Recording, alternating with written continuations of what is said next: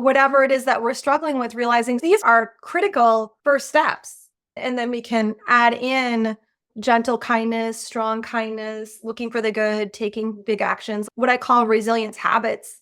We take those same habits and apply it to screen time, social anxiety issues, whatever it is that our kids are struggling with. It's the same habits that we just can apply in different places. Welcome to Atypical Kids Mindful Parents Podcast, the neurodiversity affirming parenting podcast that helps parents feel less alone. I'm Kate Lynch, a mindfulness coach and parent of an amazing atypical kid. I interview parents and experts who share my mission to create a kinder, more inclusive future. You can look forward to grounding practices, relatable parenting stories, and groundbreaking strategies. Follow us here for connection, strategies, and support. Let's go on this journey together. Jamie Lynn Tatera is a mindfulness and self-compassion teacher, a mother of 2 children, and author of the Mindfulness and Self-Compassion Workbook for Kids, which I have had the pleasure of getting a sneak peek at, and it is amazing. It is such a rich resource and so much fun and so practical. She's a certified mindful self-compassion teacher. Jamie Lynn has taught at the University of Wisconsin and has years of experience as an elementary school educator. Jamie Lynn trains educators, families, and clinicians in her resiliency programs and has a wealth of experience teaching mindfulness and self-compassion to adults, children, teens, and families. She knows parenting is hard. Our kids struggle, and we often blame ourselves or our kids. We think our kids would be okay if only we did everything, quote unquote, right. Jamie Lynn Tatera helps parents know that they're not alone in these struggles. Her podcast and newsletter, We Are In It Together, empowers caregivers to connect with kids to help them become their kindest, most resilient selves. Welcome, Jamie Lynn. It's so good to connect with you, and I can't wait to have this deep dive into self-compassion. Thank you, Kate. I'm delighted to be here. You shared a story with me that I think really sheds light on how we end up discovering self-compassion most of the time.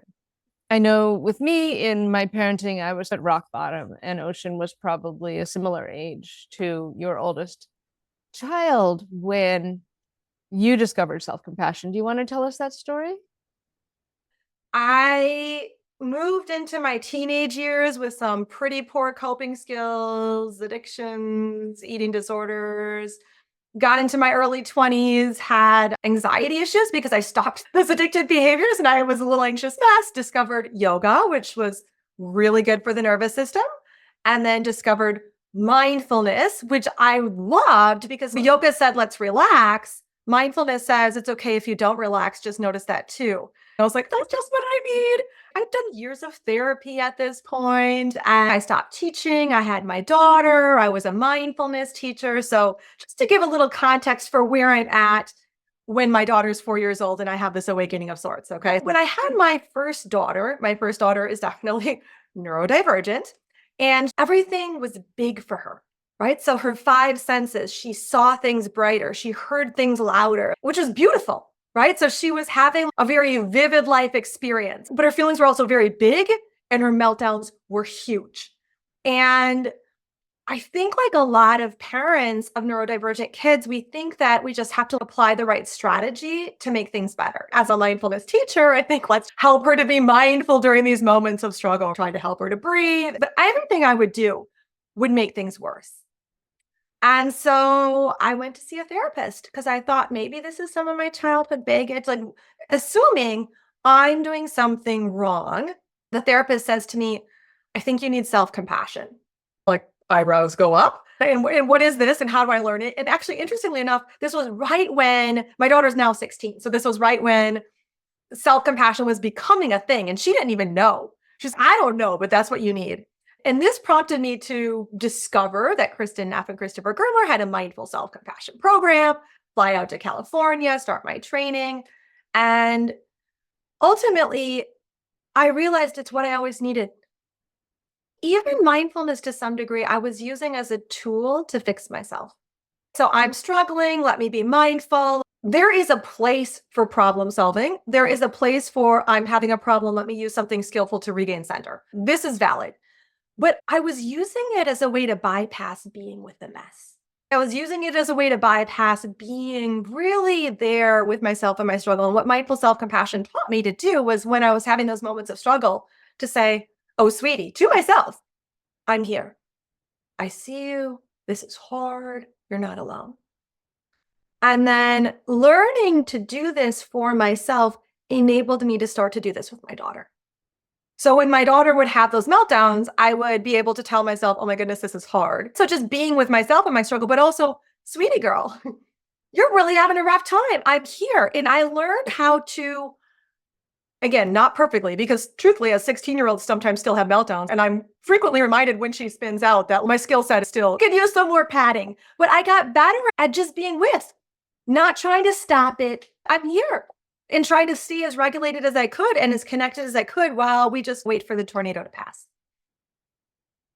Thank you so much. That's, first of all, so relatable. And it aligns so much with my journey because I had been teaching yoga for a decade before I had my son. I had really been gaslighting myself with yoga and meditation. And I loved therapy. I'd been in therapy for a long time. But talking about what was wrong wasn't really getting deeper. And self-compassion was a mind-blowing shift for me as well.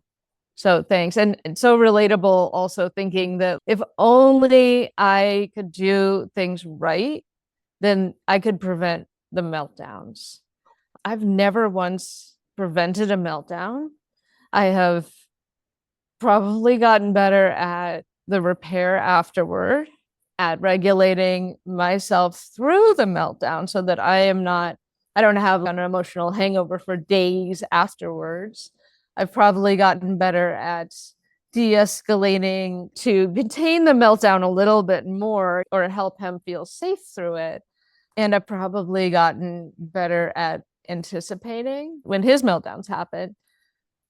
But I've never been able to prevent meltdowns. And honestly, I don't really even think that's a goal because that's a way to discharge tension. And especially when our kids are highly sensitive, the world is not built for them and they are going to get dysregulated, and it is a way to discharge that tension. Maybe there are better ways, but it's a way that actually helps. We have had the most amazing repairs and conversations post meltdown, more than I could ever imagine. Have you ever been able to prevent a meltdown? So I try to create conditions that are supportive of balanced nervous system. I got good at when I picked my daughter from school, shoving a high protein snack in her mouth before she could have the meltdown, making sure her blood sugar is stable. Very important. Trying to do what I can to support her getting good sleep for her as she's a teen, creating causes and conditions that would reduce meltdowns, right? Try to have my nervous system be well regulated so I'm less triggering for her. I'm less anxious. Because ironically, if I'm worried she's going to have a meltdown, energetically, I'm priming her for a meltdown, which again, give myself compassion because of course nobody wants a meltdown. And it's so funny because a couple years ago for my birthday, she gave me a tantrum stopper that in theory I could use. And as a grown young woman, her meltdowns are oftentimes because she can't find something. And for whatever reason, that just spins her out. And we've tried every strategy on the planet, but it just spins her out. And the other day she was spinning and I'm like, I have this tantrum stop. She tried so hard. She couldn't stop it. If she can't stop it, I can't stop it. And so then the question becomes, what resilience skills can we bring to the moment, but also to the aftermath so that she can bounce back better? We can all bounce back better. And again, praying that someday that they reduce over time because they're stressful for adult and child, but ultimately we can't control that. How did you start practicing self-compassion? Were you able to practice self-compassion during her meltdowns? Interestingly enough, Kristen Neff, who was the impetus behind the Mindful Self-Compassion program and the research wave of mindful self-compassion, had a child who was on the autism spectrum. And I remember hearing a story that she told. I don't know if you're familiar with this story of being on an airplane. Yes. So she told the story of being on an airplane. Her son starts to tantrum. Again, he looks like a typical kid. People start to give her the eye. She's trying to calm him. It's not working. She makes a decision. I'm going to go to the bathroom and bring him into the bathroom with me. And then he'll calm down in there. We'll wait till the tantrum stops. So she's going down the aisle. He's kicking, hitting. Everyone's staring at her. She gets to the back of the plane and both bathrooms are full. She just slides down onto the floor and starts to give herself compassion. Her child begins to calm down because he feels her nervous system regulating, and then his nervous system starts to regulate. I did hear this story and I thought, this is what I need to do during my child's tantrums. I need to put my hands in my heart and give myself compassion. And then I can model this for her, let her know I'm giving myself compassion. Oh, this didn't go over well because now you're giving yourself compassion. I'm stressed here and you're giving yourself compassion. So we have this exercise in mindful self-compassion training called breathing compassion in and out. In for me and out for you. In for me. And I actually did start to tell her this sometimes, partly for myself. I would name it. You're really struggling. I am giving you compassion because you're having such a hard time. And giving myself compassion because this is a really difficult moment for me too. And I would just breathe it in and out. And would she necessarily like it? Sometimes she tolerated it. Sometimes I had to hold that comment back. I learned how to alternate giving myself compassion for how hard it was to be in this moment with this human being who's dysregulated. It's really hard. And especially for those of us who maybe had moments of dysregulation in our own childhood, it can be really nervous system disrupting. We have to remind ourselves, I'm a grown-up now and I am safe. I can provide a container for my child, but then also giving it out to her because she's having. So I like that breathing compassion in and out. It really works for me. And I feel like it keeps that balance of our child feeling like we're connected and attuned to them while we're trying to regulate ourselves. Do you want to talk us through that for a few breaths? Sure. Okay. Welcome, parents, caregivers, or people who love neurodivergent youth. I'm so glad you're here. You are not alone. I'm just really glad you're here. You're doing important work. I think this is true for a lot of kids who are neurodivergent and just kids that are sensitive in general. They're oftentimes really feel other people's feelings. They're oftentimes very attuned. And it's interesting because sometimes they seem like they're not. But oftentimes that's a nice little barrier they put up to their ultra sensitivity. I taught my kids early on to do this. When they would be upset because someone was upset, I helped them learn how to name it. We called it empathic distress. I sometimes use big words with my kids, which we could use little words for kids too, right? Like feeling sad because someone's sad. You can break it down, but we call it empathic distress. You're having empathic distress because you love someone who's suffering, even siblings. Like my little one is feeling stressed because big one is stressed. And so I would guide her. This is what it would look like. We always say with mindful self-compassion, start with the 5-pound weight. Maybe you have a friend who's sad and you're sad because they're sad. Pull up a moment when you're having empathic distress. You're feeling difficult feelings because someone you care about is struggling in some way. And this might be your child. And maybe put your hands on your heart. I know for some people that feels too intimate. Sometimes you just clasp your hands and feel one hand holding the other. Or if you wanted something that felt strong along with gentle, you could make a fist on your heart and then put your other hand, the palm, on top of that fist so that it feels like you're being held, but also strong. So a gesture of support is a good thing to do. In this moment, either with eyes open or closed, breathe in some kindness for yourself because your tender heart is feeling distress at this other person's circumstances. You're resonating. Breathing in kindness for yourself, filling up. And then on the out breath, breathing out kindness for this loved one who's struggling because they're having a difficult moment. Kids never have meltdowns when they feel good. They have it when they feel yucky. And then you just continue to flow back and forth in for you because your tender heart is resonating, because you're struggling. Maybe you're even angry. Whatever it is, you deserve kindness and compassion too. And breathing out for this loved one. In for me and out for you. Noticing how there's more than enough empathy, understanding, compassion to go around. Maybe you're breathing in compassion for yourself and you're breathing out for all the other kids, all the other caregivers who struggle like this. Really bringing in this sense of we're not alone. We're in it together. In for me and out for all of us. We're just noticing how your body feels, how your mind feels. In the beginning, this is best done when we're less activated. And then once it becomes a strong neural pathway, a strong skill, we can bring that into those really challenging moments. And if you close your eyes, you can open your eyes. Love that, Jamie Lynn. Thanks so much. Really nice, simple practice that people can start building into their everyday habits so that they're available. Like you said, those neural pathways, those grooves are already created, so they're available when things are more upsetting. And I loved that you brought in the phrase empathic distress. So many highly sensitive people and highly sensitive kids.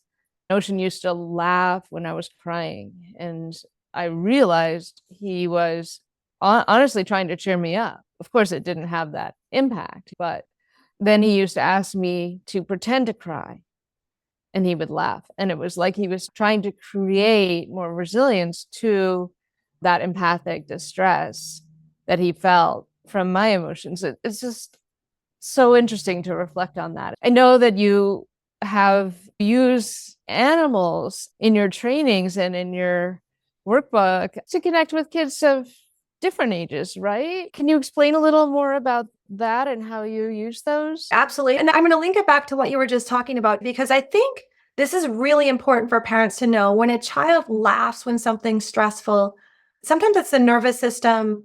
I can't cope with this, right? Like it's even happened to me. Like you hear somebody dies and all of a sudden you have the urge to laugh. It's because the nervous system said, nope. And again, one of the things we can do as caregivers that's so important is to de-shame these responses, to normalize these responses, to say, oh, you're laughing because this feels like too much to cope with right now. And again, maybe you don't say that in the moment because they might get defensive and be like, no. But like in different moments, I have two different animals that I'll start with. And one is a giraffe that I call Spots. Spots can help us to spot our feelings, our thoughts, our behaviors. There's two things that I found really work with kids. One is just me modeling and talking out loud. And the other is, if I actually think a kid might want to use it, use an animal and actually call it by its names, Spots. There's something about calling it by its name that really helps. My workbook, the Mindfulness and Self-Compassion Workbook for Kids, Volume 1 is going to be out. Teaching kids to spot what's going on. A second animal is this little golden retriever puppy that we call Buddy. Realizing we're not alone. For example, if a child laughs when something is not okay, they're very likely to think, I'm a jerk, right? That's why I'm laughing. If they realize lots of people have this response, sometimes we laugh when somebody falls, it kind of looks, you're not a bad person. You're a good person having a natural response to these situations. And when you're ready, your body's going to let in the emotions or it's going to happen in the background. Normalizing these things actually helps kids understand themselves, judge themselves less so that they can be more resilient and self-kind. So those are two animals. The other two animals are this little bunny that I call Snuggles. And Snuggles has a cape because Snuggles can also be super Snuggles. This is one of the most important things. I think it's a growth edge for myself personally. I think for a lot of parents, we want to give our kids tender kindness when they're struggling. But we also want to give them a strong vote of support. You can do hard things. You've got this. You can grow and change. And this begins with us doing this with ourselves as parents, right? Like, I'm doing the best I can. It's okay, right? I'm not perfect. That's the tender Snuggles. But then the super Snuggles is I can avail myself to resources that are going to help me to be more resilient over time. I can grow and change too. We need both these energies. These are both compassionate energies, feel tender and strong. And then my other two characters are Doodles the dolphin. Doodles the dolphin reminds you can do things. Because sometimes when we're struggling, we don't even need to turn toward our feelings. We need to go for a walk. We need to talk on the phone.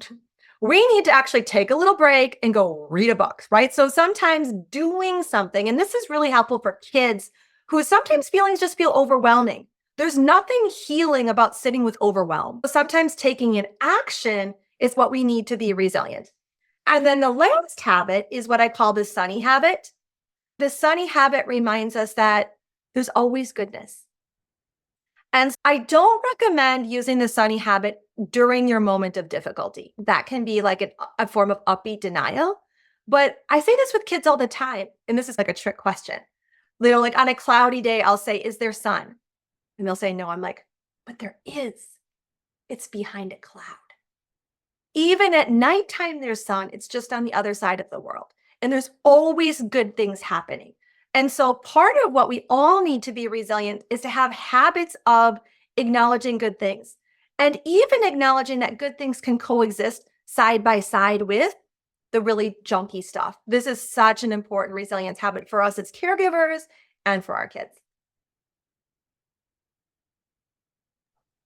I love that. It just makes them so tangible and real, these concepts that are big, and most of us didn't grow up with them. So it also helps anchor us to the understanding that there's always something good. Raising neurodivergent kids, I just got off a call of a club of neurodivergent kids that I host. One of the things that came up was this idea of waiting for the other shoe to drop. Like, yeah, sure, things are good, but it's a honeymoon period and it's going to get bad again and it's going to be hard again. You know, I have a gratitude practice. I really had to cultivate it because it wasn't something that I was raised with, like any kind of thoughts of gratitude. It was more the gaslighting, you know, and it's very different. It didn't feel authentic. It didn't feel real.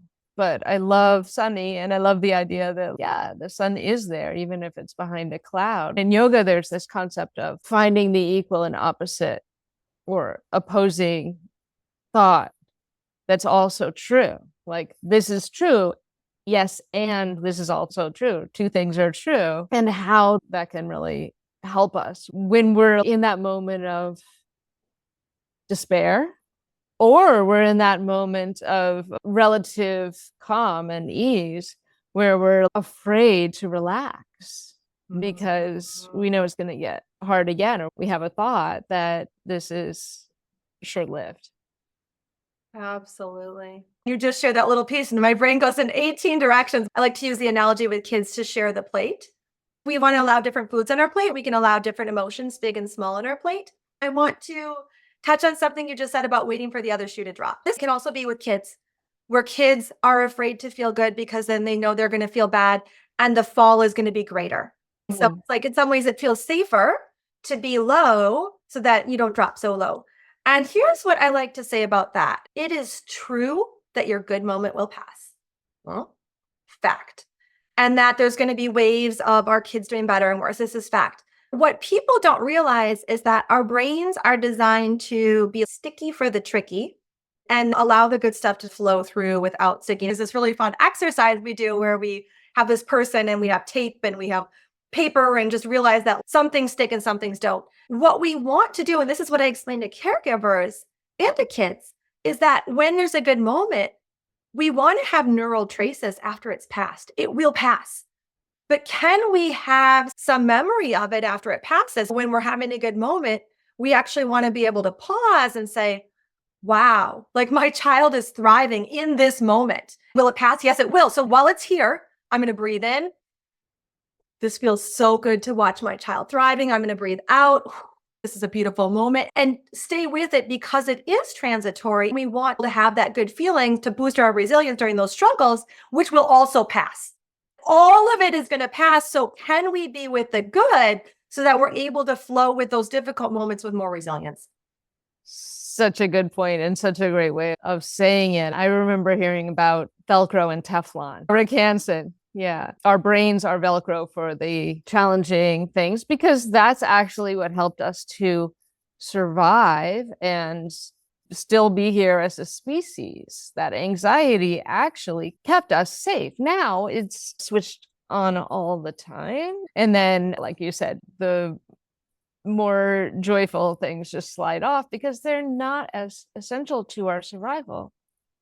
However, as our lifespans get longer, all this tension that we carry around as we're waiting for the other shoe to drop, as we're walking on eggshells, as we're constantly metabolizing all this sensory input, because our lives are extended, that the stress catches up to us with autoimmune, chronic conditions, so many things. So we've got to evolve.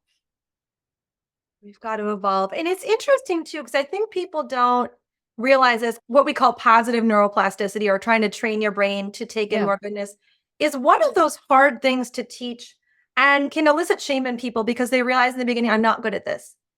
Right? Which of course you're not good at. Your brain wasn't even designed for it. Your brain was designed to like track everything wrong so you'd survive. Again, thinking back to these habits, we can be mindful and aware that, oh, my brain is sticking to the negative.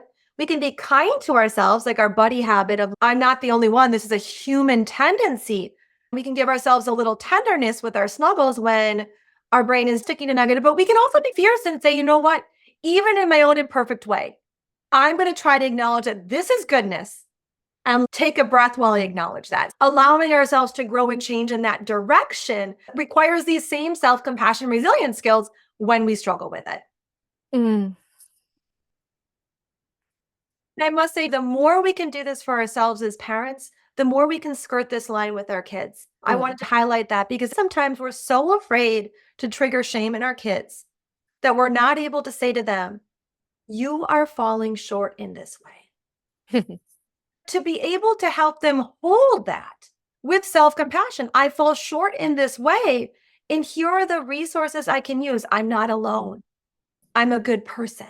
Yeah. I can give myself comfort because it's hard to fall short. And I can get curious about what small ways can I grow and change. But we can't help kids do this if we can't do it with ourselves, which is why it really begins with our own practice. Absolutely. I like the way Ross Green phrases it seems you're having difficulty with. So these are like unmet expectations and lagging skills. Oh, you need this skill and you're having difficulty. Much easier for a kid who is in that perpetual state of feeling like they don't fit in or they're not measuring up to receive that kind of feedback rather than you're lacking in this way. Different people have different languages that work with them because in our family, we have de-shamed having strengths and weaknesses. Everybody has strengths and struggles. Everybody falls short in some ways. When our family actually saying, this is a weakness, we don't fall into shame. We're able to say, this is part of humanity. Everybody has weaknesses. I think it's because I'm able to do that for myself. And so my kids have learned to do that for themselves. And so I think finding the language that works for your family, and it might be lagging skills. It might actually be, we all have weaknesses. And this is one of mine. I think this might be one of yours. I think, interestingly enough, more than the vocabulary, because one could also say, this is a lagging skill. Somebody could use that same vocabulary in like a judgy way, yeah. and lace it with shame. Words are important. What more important is the tone, body language, and what kids can sense from our nervous system about what's really going on. I could go 18 different directions with that one. We've used strengths and challenges, and we did start like, these are my strengths and challenges. These are dad's strengths and challenges. When talking to our kids about their diagnoses, we really want to be neurodiversity affirming and watch the right creators and like read the right language and use all the right words, but that internalized ableism is still in there. And of course it is. We're all swimming in the soup of ableism. So of course it's there. And it doesn't matter so much what the words are, but that we are together, that we're on the same side. We're on the same team. We're not alone. Where's the puppy? I want the puppy. Yeah, we're in it together. Yeah, the buddy habit. An example of this would be my 16-year-old who has dyslexia. She has really been successful in school with lots of resources. This year, she's going to be doing Model UN. She was talking about how she was going to struggle. And I said, yes, you are. This is going to highlight your reading struggles. You are going to look comparatively deficient sometimes. And you've got these resources and you can be amazing. So I think sometimes to just name in this context, in a comparative norms, yes. And you've got strengths that are like off the charts amazing in other areas. This is your struggle. And this doesn't make you less than. So separating out skills, like you're talking about, having higher or less than skills from value. And our culture does not do that well. Our culture says these skills equal high value, these skills, nah, who cares?